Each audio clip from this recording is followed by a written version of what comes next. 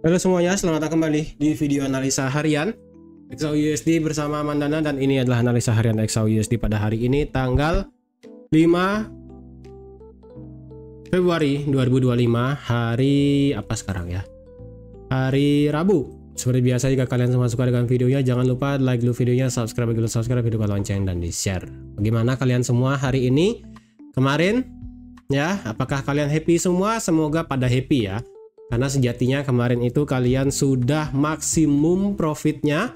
Jadi sekalipun kalau ada yang ngebuy kemarin di teritori 2812, saya katakan adalah TP maksimal di 2845. Berarti kemarin kalian sudah maksimum profit sebanyak 325 pip.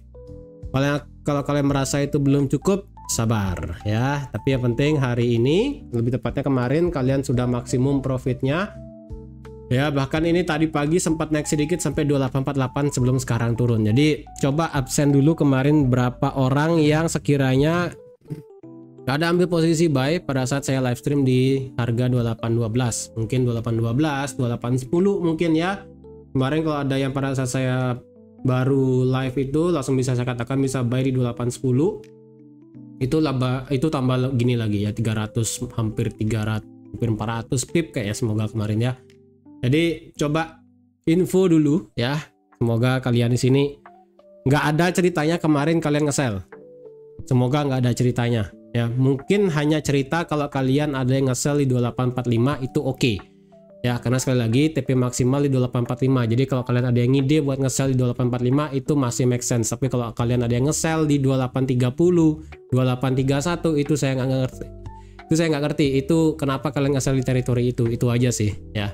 Jadi semoga kemarin kalau ada yang nge-sell di 2845 kalian nge-sellnya, kemudian kalau yang nge-buy semoga yang sudah dari bawah nge-buy-nya. Ya. Kemarin kalau dilihat secara data itu data dari Josh Job Opening hasilnya cukup kurang bagus ya, dari 8,1 juta ke 7,6. Ini lumayan sih dropnya ya. Jadi jumlah lowongan pekerjaan yang dibuka kemarin itu bisa dikatakan cukup kurang bagus gitu kan ya, kurang bagus banget. Jadi ya ini bisa menandakan jumlah pekerjaan untuk saat ini bisa aja kurang menarik gitu aja. Jadi sehingga kemarin itu ketika news keluar market langsung meledak ke atas sampai 2845 sebelum akhirnya sempat reject ya kan, sempat reject di 2845 kemudian naik lagi. Kemudian untuk hari ini kita nanti malam kita ada news dari segi ISM Services PMI, tapi sebelum itu kita ada yang namanya ADP Non-Farm Employment Change. Nanti malam sih ADP-nya diperkirakan naik ke 148.000, sedangkan Services PMI diperkirakan naik sedikit. Untuk di sini sih saya lebih concern kepada data ISM Services PMI. Jadi kemarin kan data Manufacturing PMI itu apa ya?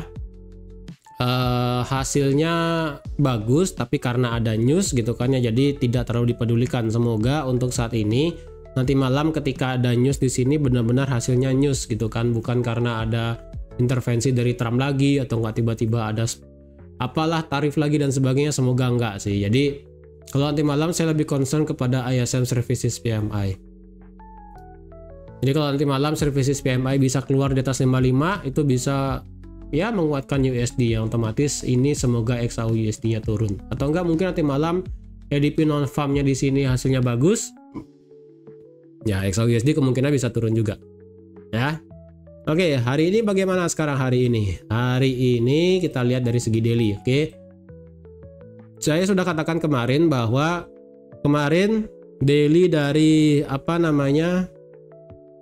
RSI sudah ke teritori 70, makanya saya prefer buat ngebuy tok ya. Sekarang sih flat di teritori overbought 73 dan daily stokastik juga flat di 90. Jadi adapun penurunan itu hanya sebatas koreksi. Kita masih ada target di sini ya, yang ada weekly trend base Fibo 1, kemudian weekly extension 1272 di 2860. Ini masih target all time high-nya ya. Jadi kalau ada yang mau nonton target all time high versi saya itu paling atas juga masih ada. Itu silahkan kalian jadi member AMD Pro karena sudah saya share di sana berapa target-target selanjutnya. Untuk sekarang sih target terdekat 2855 kemudian sampai 2860 ya. Untuk psikologi number ya tentu aja kita tetap bisa pakai psikologi number yaitu di angka 2850 ya selaku angka psikologi, angka genap apapun itu sebutannya ya. 2850. Jadi kalau 2850 lewat saya rasa ini bisa langsung nge-spike naik sampai 55 bahkan ekstrim sampai 2860 itu aja. Oke, dari segi H4 kalau dari segi indikator di sini sayangnya sih RSI-nya masih belum kuat ngangkat di atas 70 sih.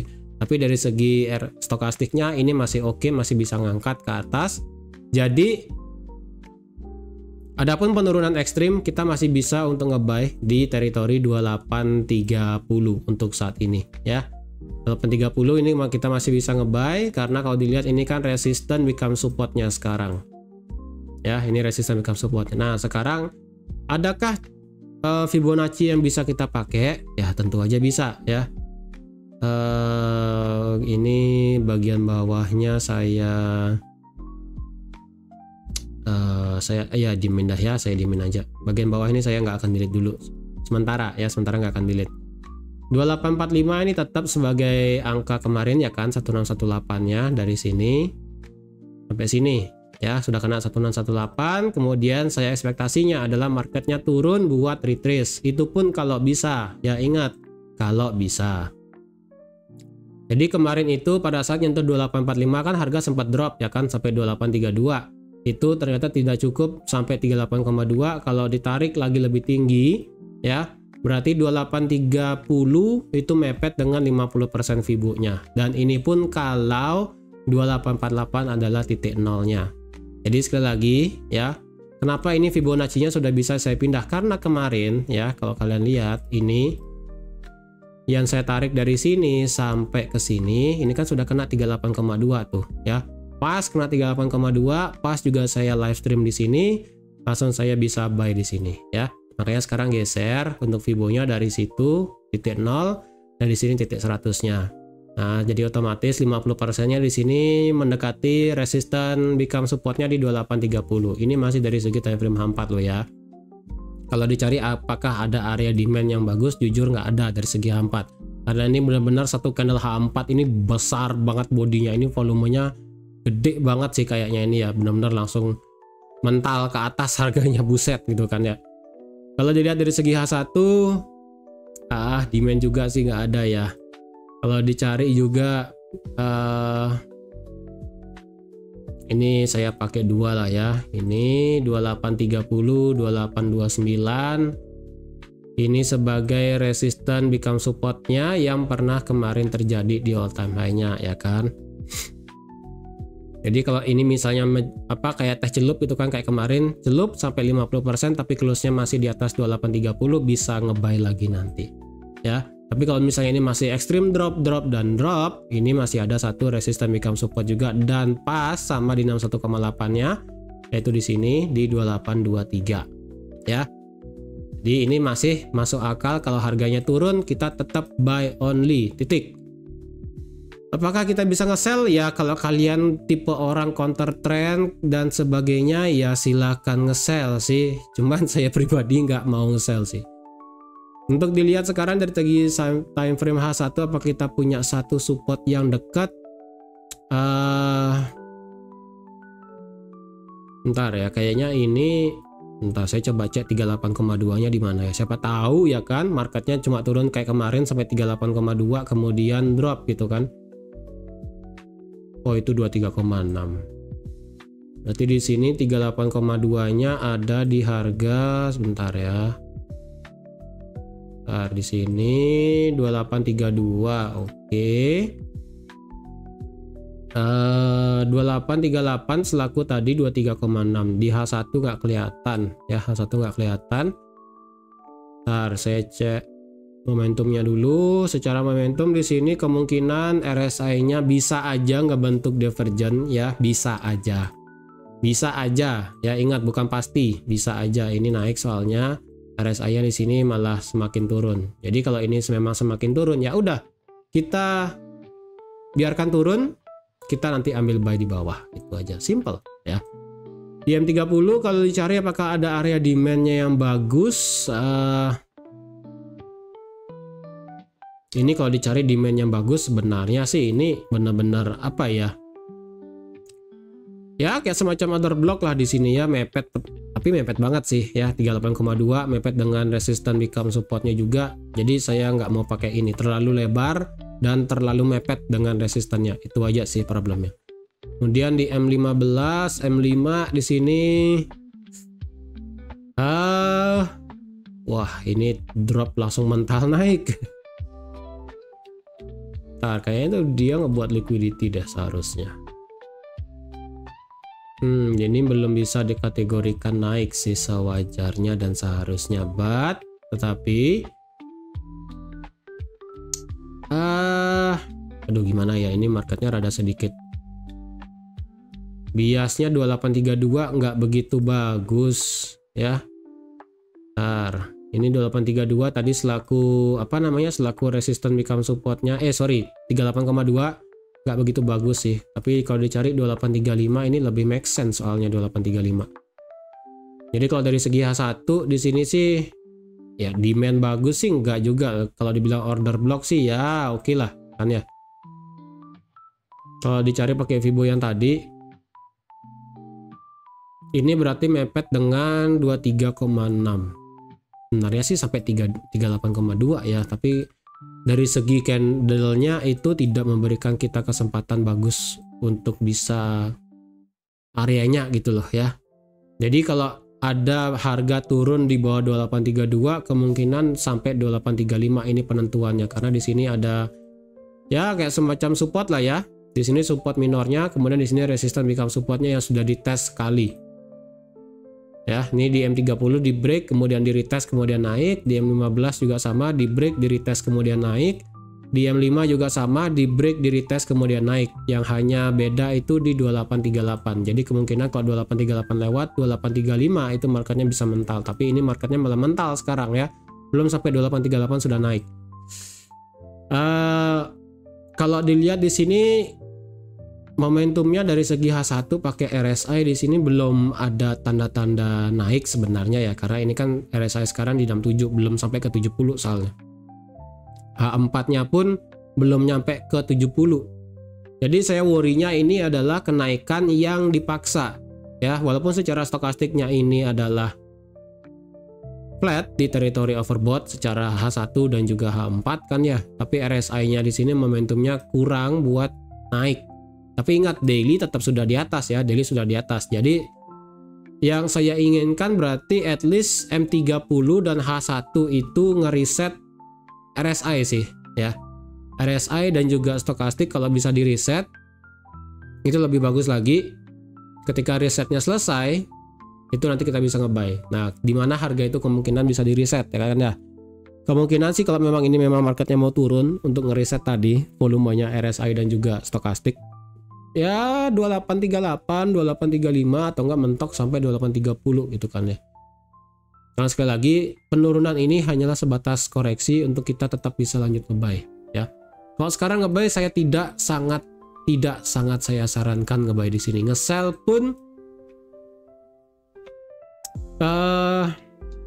gimana ya kalau mau nge-sell di sini ya. Nggak bagus banget sih ya. Seharusnya ini juga sudah lewat, tadi babat semua. Ini udah nggak ada yang bagus sih seharusnya di sini ya. Wait a minute.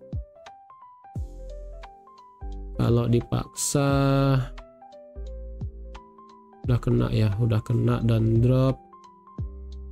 Ini nggak bagus sih nge-buy di sini jujur. Saya juga nggak berani nge-buy di sini. Better sih kayak kemarin ya. Pura-puranya itu drop naik kemudian drop lagi sekali, nah itu baru enak kita nge-buy. Jadi untuk sekarang sih better sabar aja dulu, apalagi nanti malam kan kita ada news ya. Sementara sih dari segi apa namanya geopolitik, Trump dan sebagainya ini belum ada update yang gimana-gimana. Jadi pure ini marketnya bergerak naik ya, memang karena sudah waktunya naik gitu kan ya. Kalau ditanya lagi apakah Trump itu bisa berpengaruh lagi, tentu aja bisa ya. Karena yang bisa saya katakan adalah Cina sudah kena tarif, kemudian dibales juga Cina mengenakan tarif ke Amerika. Hanya saja Meksiko dan Kanadanya ini kan didelay 1 bulan. Jadi apakah bakal pure ada perang tarif di negara tersebut? Bisa aja. Ya, dan ingat ini zona Eropa dimungkinkan kena tarif juga. Cuma saya nggak tahu nih bagian apanya, apakah sektor energinya atau sektor barang-barang apa, saya kurang tahu. Soalnya belum kan. Jadi di sini saya worry-nya adalah kalau sudah kena dari tarif Trump di Eropa, ini bisa lanjut naik lagi karena permintaan safe haven itu bisa lanjut naik lagi. Karena sekali lagi emas itu masih sebagai safe haven ya. Ini nggak bisa sih kalau dicari ngebuy di sini, nggak bisa. Jadi kalau ditanya bagaimana structure sekarang, ya kalau ditanya strukturnya ini tetap bos-bos aja sih ya. Di sini bos-bos aja.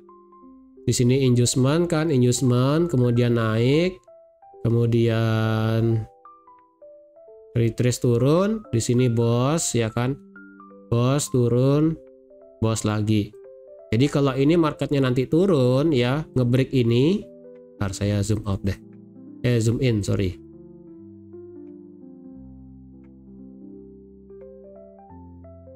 Oke, jadi ini kan marketnya kan bos kemarin nih ya kan, turun, naik, turun, naik, turun, naik. Ini kan udah naik nih, ini kan bos nih barusan, walaupun secara candle sih bos ya, bos dari dengan menggunakan ekor. Jadi kalau ini misalnya marketnya turun ya, ngebreak ini tapi tidak sampai yang namanya ngebreak ini ya, atau enggak dari segi H1 itu lebih clear pergerakannya sih ya.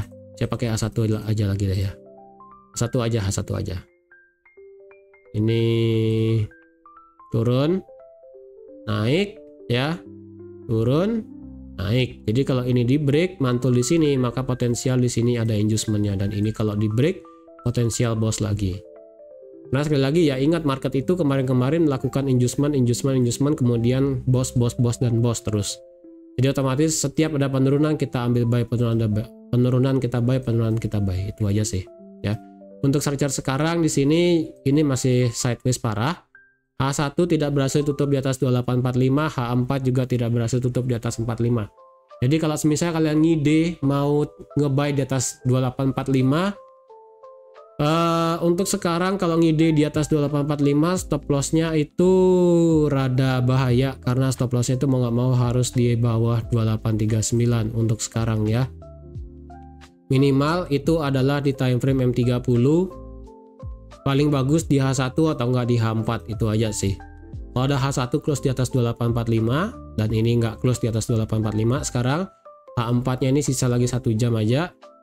Jadi H1 tidak bisa close di atas 2845, M30 juga nggak bisa close, perlu ada H4, itu aja. Tapi kalau H1 ke depannya ini close di atas 2845, kalian ngide ngebuy. Sementara sih swing bawahnya adalah di 2839. Jadi kalau ada yang mau ngebuy di sana, stop loss di sana, take profitnya ini masalahnya ya. Take profitnya masalahnya di sini kita ada angka psikologi di 2850 ya. 2850 kita ada angka psikologi. Jadi kalau dicari TP di 2850 itu hanya 50 pip. SL-nya di 2839 itu nggak masuk. Kecuali kalian mau extend sampai 2855 selaku weekly trend base Fibo 1, bisa, itu lebih masuk. Cuman saya pribadi nggak mau kondisi seperti ini sih. Saya nggak mau kondisi seperti ini. Saya itu prefernya adalah marketnya ketika sudah kena 1618 nge-retrace turun, baru nanti nge-buy lagi. Ya, entah itu retrace-nya di sini baru naik, atau mungkin ekstrim sampai sini baru dia naik, atau nggak cuma turun sedikit sampai sini lagi kemudian naik. Udah itu doang. Ya. At least retrace dulu sedikit baru turun. Baru naik, sorry. Oke? Jadi saya rasa sekian dulu untuk analisa XAUSD pada hari ini. Jangan gegabah, kemarin kalian sudah profit maksimal 300 pip, jangan sampai disia-siakan itu profit 300 pip ya. Jadi kalau misalnya kalian mau entry lagi hari ini, tunggu marketnya, jangan FOMO ya. Nikmatin dulu profit 300 pip kemarin. Tapi kalau kalian sudah kena target ya, ingat di dalam trading itu kalian harus punya target. Misalnya kalau akibat kenaikan kemarin ya, misalnya kalau ada yang sudah nge-buy kemarin di sini naik sudah profit besar, kemudian kemarin juga lagi naik sudah profit banyak. Kalau seandainya kalian sudah mencapai profit target mingguan atau mungkin bulanan, prefer kalian sudah stop tradingnya, jangan dipaksain.